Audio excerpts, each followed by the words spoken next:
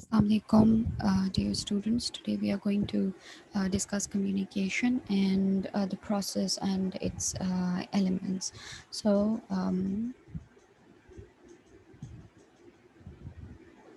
the question that first arises in our mind is what is communication? And what we think communication is, that we believe that it is just the two people communicating with one another, but it is not necessary. You sometimes talk to yourself as well. This is also communication. What is communication? It is transmitting information, ideas, and attitudes from one person to another. So, whatever you say, it's not necessary that it's always transmitting information. Maybe you are trying to express your feelings, or maybe you are you're angry. So it's like your attitude is also represented through communication. It's the personal process that is like it starts with you. When we are going to discuss the elements of communication or the components of communication, you'll understand that it's a personal process. So personal process means that the person, this, it starts with you. It is dependent on you and the other person, how the communication goes. So if you both want it to be a friendly conversation, it will be a friendly conversation. If you both want it to be more informative conversation, then it is going to be informative conversation. Or maybe it can be more than two people as well. It occurs between the people. We've already talked about that, that there are two people in the conversation. It can be more than two as well. These, it can be you talking to your own self as well in your mind. So we have, for example, dialogue, but then we have monologue. And monologue is where you, one person is only speaking, right? It's not like, for example, in speech, you don't have, you just have the listeners. They don't speak, they don't communicate, but you're still um, you know it is a communication. It is that you're trying to express yourself to them. It involves change in behavior. um, Communication may change the behavior of the person to whom you are talking, that is the receiver, or the sender's behavior may also uh, change or may stay constant while communicating. Expression of thoughts and emotions through words and action.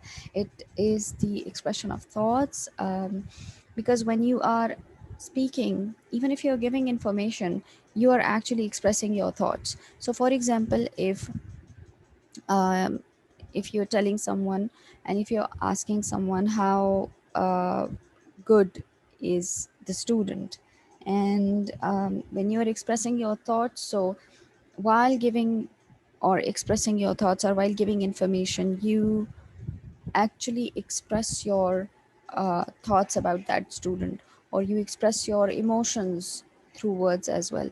So for example, if you are very angry, uh, and someone talks about and you're communicating, let's suppose you're communicating about uh, politics, and there's certain political party which you don't like, and you are, instantly get aggressive, and you communicate your emotions through the words and through the actions that you are, non-verbal communication that you're performing actually with your body language.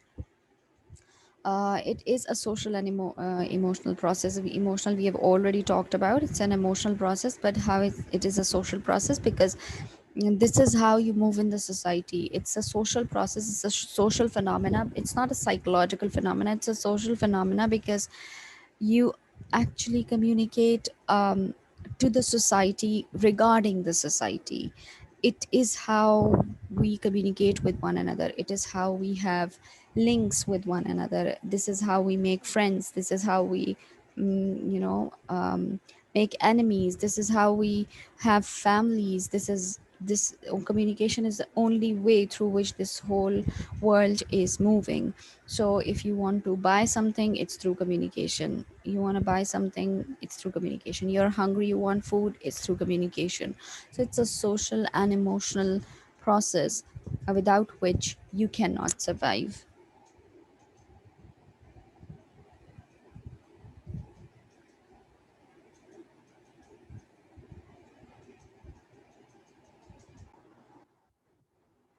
Features of communication. There are certain features of communication, and though these some of these we are going to discuss in further uh, weeks of discussion. One of which is two-way process. It's always a two-way process. A two-way process does not mean that there are two people involved in that. Two-way process means that one is going to speak and the other is going to respond. So it's like two-way process means that we have a decoder, we have an encoder who creates the message, and then it is decoded by another person and there is a reply for that. So it's like it's like always from both sides. Communication goes from both sides. Information sharing and understanding, we already have discussed it in detail, that information sharing and understanding is always there. One person shares the information and the other person understands the information. Then someone who had who previously understood the message might then share further information related to that which is understood by the person who first shared the information. So for example, I am speaking, I'm sharing information with you, you are understanding it. There are certain questions in your mind, you ask me a question, I understand your question, and then based on that question, I reply to you. Again, I'm sharing information. So, this is a process where we have information sharing and understanding, which goes on throughout the process of communication. It can be verbal, it can be non-verbal as well. Verbal means which involves words through which you are communicating, oral communication. And non-verbal is which involves maybe written or for example the body language, right? It also involves in non-verbal communication. It's a circular flow. I'm going to discuss this point in detail when we are going to discuss the components of communication, because there is this chart that we need to understand when it comes to circular flow. So for a while I can give you an example, and the example is that um, for example, one person is speaking, the other person is giving reply to that. When I am speaking to you, I have a medium through which I am speaking, and then through that medium I have a language, and that language and then there is a channel through which I speak, and that channel is this online class, and then through this online class a message is sent to you. Now you will decode or understand the message, and then once you decode or understand the message, you will ask me a question. You will, maybe if you didn't understand the question, you can send a query. So you are using, though you are replying to that, but you're actually using a different a channel for the communication. And then I'm going to decode the message that you have sent and then encode another message. So this is how it is, a circular flow which goes on and on. So you give me a feedback, and maybe to the question that you have asked, I give you a feedback. So it's a circular flow which goes on in communication. It's goal oriented. We always have goals when we are communicating. Even if we are gossiping, we have actually goals, and that goal is to have fun. So when you are communicating, there's always a goal. For example, I'm communicating with you right now, and this communication is because my goal is to impart knowledge, right? A continuous process. It is a continuous process which goes on, as I've already discussed in circular flow. It is the continuous process, right? Um, then we have pervasive activity, right? So this continuous process and this circular flow, both are linked together, right? Both are linked together because in it the flow goes circular and the process is continuous. So when one asks a question, the other replies, but it's not necessary in continuous process that it will always be um, uh, it will like it will always be continuous. Like it may stop for one period of time, but for the time period in which it is continuous, it is in a circular flow and it is continuous process. Like one asks question and the other gives the answer. That's how it is. Okay, coming towards pervasive activity. um, Pervasive activities, it is influential to the other person, right? Influential for the other person. So for example, it's something which is everywhere and you do it all the time in everyday life. So uh, it's the kind of activity which is always there. We always communicate and we always have impact on other people, and we have all the above points that we have discussed in the pervasive activity in communication. So pervasive activity means that it is a communication is uh, we we are in our society, in our lives, communication is everywhere, and and we communicate all the time. I hope it is clear so far.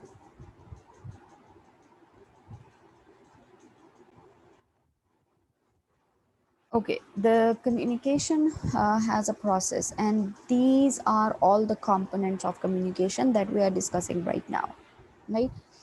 So, components of communication is when it starts with, let me take an annotation from here so that it's easy for you to understand.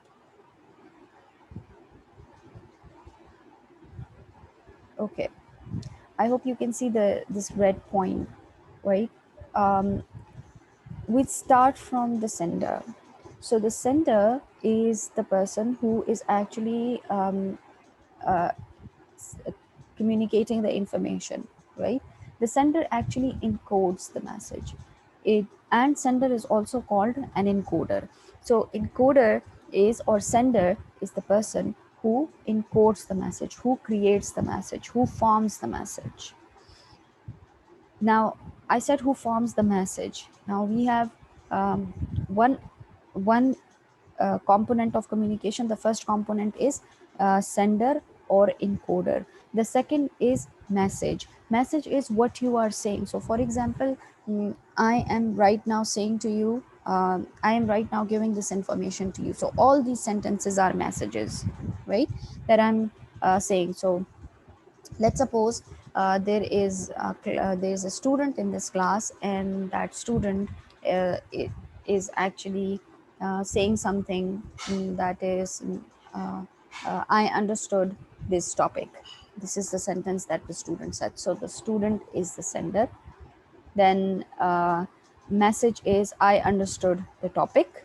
This is the message, which is the second um, component of communication, right?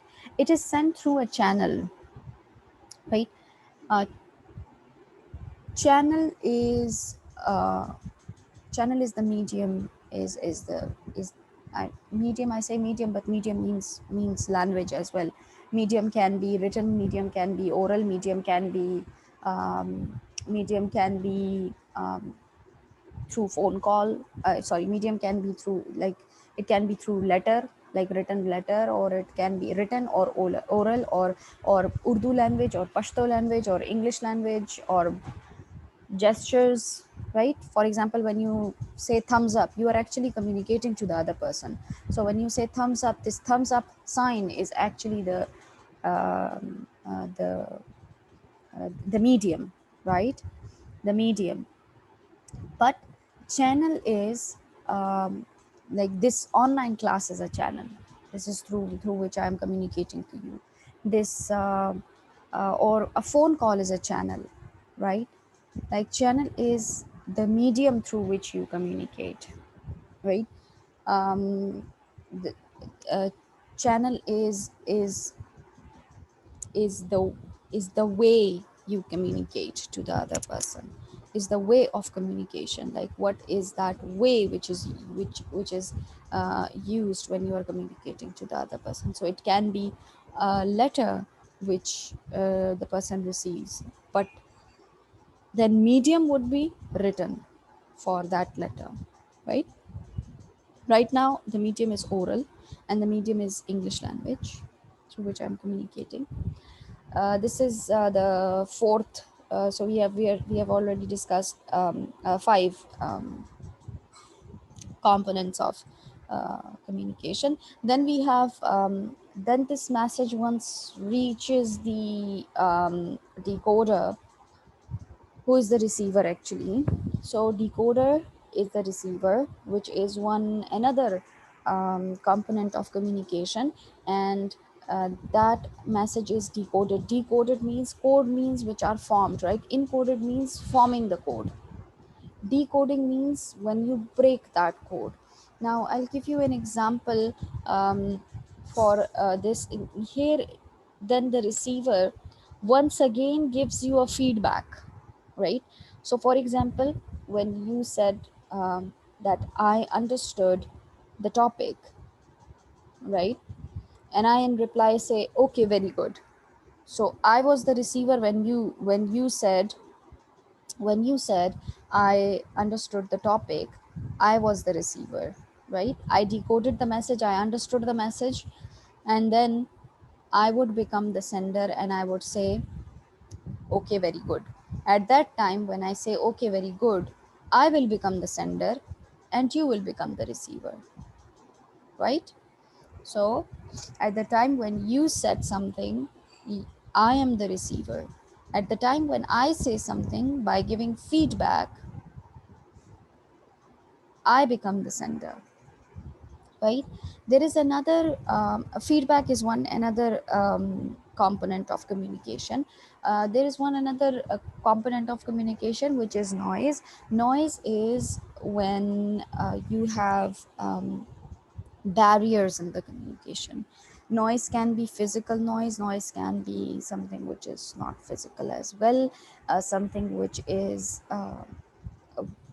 regarding these channels, regarding these points, right? Let's move ahead to the other slide. Components of communication. Now we are going to discuss each once again. If you have understood it, that's fine, but I'm going to discuss each component in detail. So message is a key idea that a sender wants to communicate. Message may contain information. It may contain your feelings, your emotions. It may be, you know, um, just random words that you're communicating. So it can be regarding language as well. For example, I'm teaching language, so it's the information of language that I'm giving and communicating to you. So message is any key idea that the sender wants to communicate, which is something that is the aim of communication, which involves the aim of communication process begins with deciding about the message to be conveyed. That is the goal, and it must be ensured that the main objective of the message is clear. So whatever you are communicating, the message must be clear. If the message is not clear, then the person won't be able to understand it, which would come in noise, that we are going to discuss in detail. Then we have sender or encoder. So I've already discussed sender and encoder in detail. Sender and encoder. A sender is a person, or an encoder is a person who sends the message, who forms the message, and it is sent in the form of words or graphics or visual aids or or maybe in the form of sign languages. So we convey the message, and the sender conveys the message. He produces or she produces the so that it can produce the required response. So, for example, if you want to ask someone how are you, you actually want to elicit some kind of response regarding the person's state, that how are they, right? So you're actually asking the person, so it is to elicit some kind of response from the other person. And you already have something in your mind when you are, forming the message. So sender can be a single individual, or it, as I've told you before as well, that it can be through in the form of monologues. It can be a single person, it can be a group, or it can be an organization. So for example, if there is a public service message, that public service message is sent by the government. So government is, the whole organization, or a group which is sending the message. It is the organization which is sending the message. So that organization is actually the sender or the encoder of that message. And then we have in encoding. Encoding is the process where the information that you would like to communicate get transferred into a form to be sent and decoded by the receiver. So encoding is actually the complete process of making the message and forming the message and adding the information to it. For example, there are multiple ways of saying things, similar thing. So for example, if you want to uh, ask someone, how are you, this is one way. How are you doing, what's up, hey dude, right? These are different ways it's in which you are encoding the message, but you encode the message, this whole complete information, where you put this information. So when you say it to someone, what's up, you are actually, it is an informal way of saying it to someone. So you know that it's an informal way of saying it to someone, and that's why you encode. Your encoding process is done through forming the message and choosing from multiple resources which are available to you.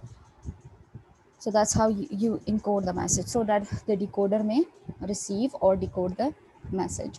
Channel or medium. Channel are the ways you convey your message. It includes verbal, such as telephone or face to face or conversation, as well as non-verbal, such as email or text messages, which I've already discussed in the previous slides as well.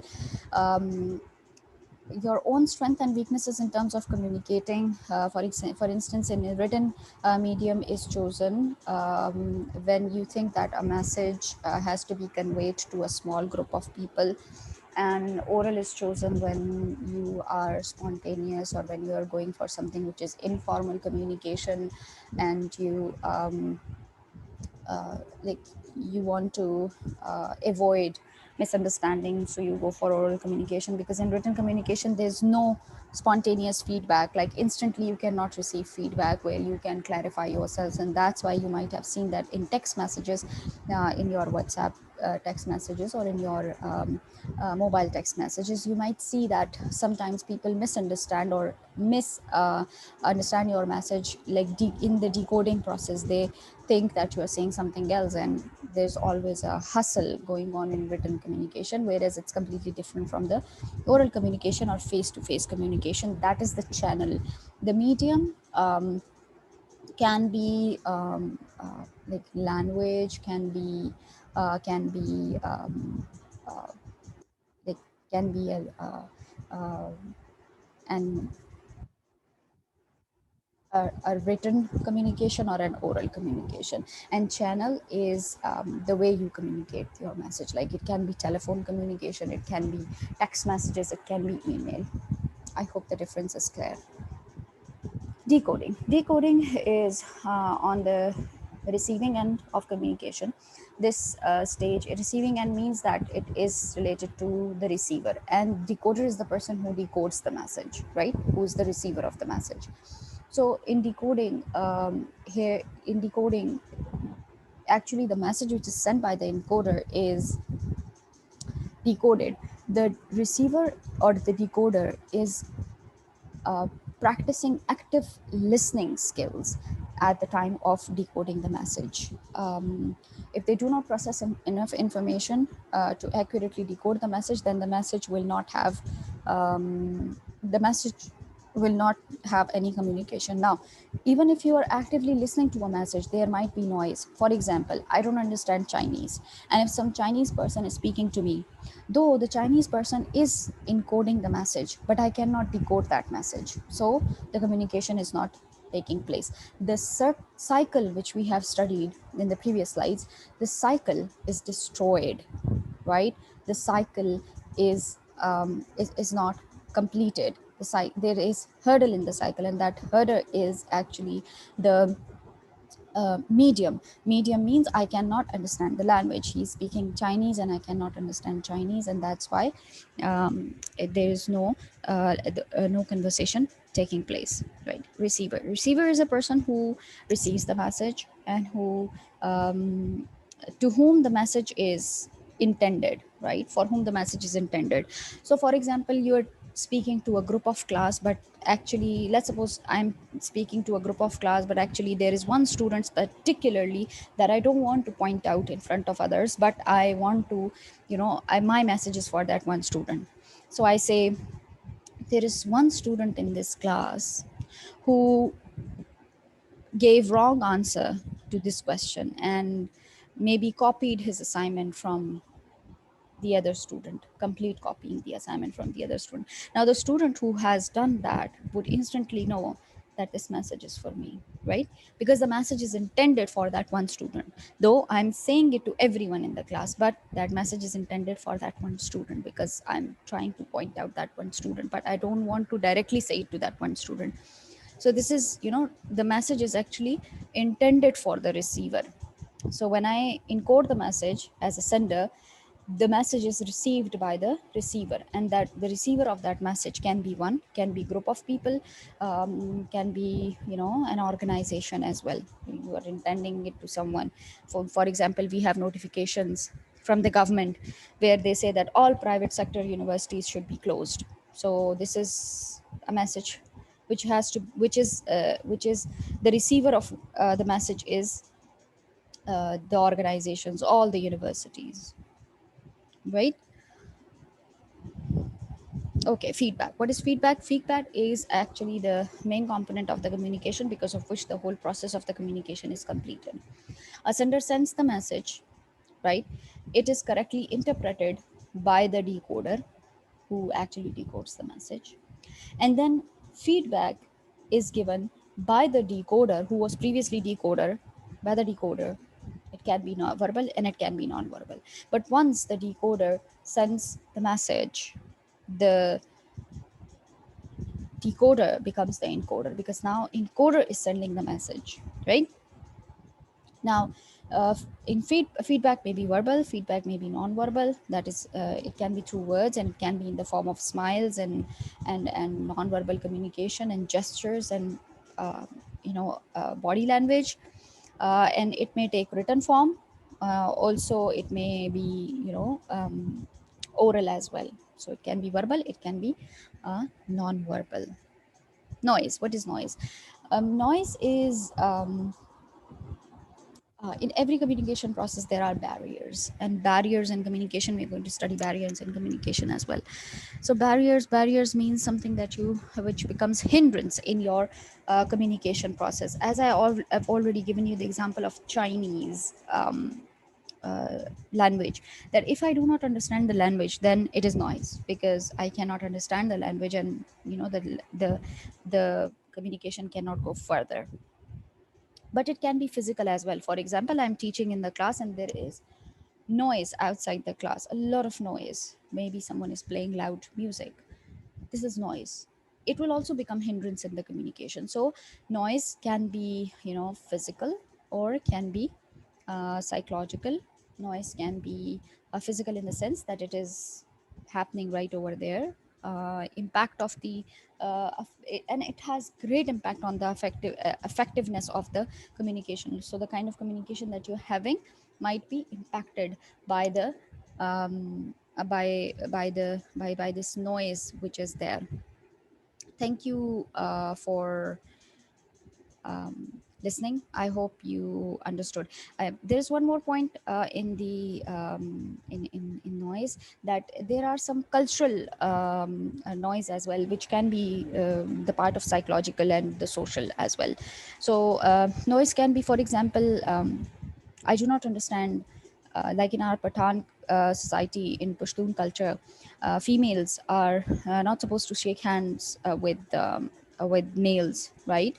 So uh, this is something which can be noise. So for example, if someone greets us and you go and shake hand with them, it seems very odd. This is noise in the communication. Everyone there is, confused, and what has happened. Or for example, noise can be, which is cultural associated. For example, noise can be, for example, we have certain words which are associated with our culture or with other cultures. For example, holy, the concept of holy can only be understood by the Indians. So in their religion, in their concept, they can understand it, but we cannot understand the complete meaning of this. So when we are communicating, maybe we'll say something which might offend them, because we do not understand it, because it's a social, religious, and psychological phenomena that within communication, noise can bring such hindrance in the communication, where people might where communication might not go in flow, where there would be problem in the communication. So noise can be physical, psychological, social, or there are other aspects of noise as well, which I have already explained to you, can be cultural. Thank you.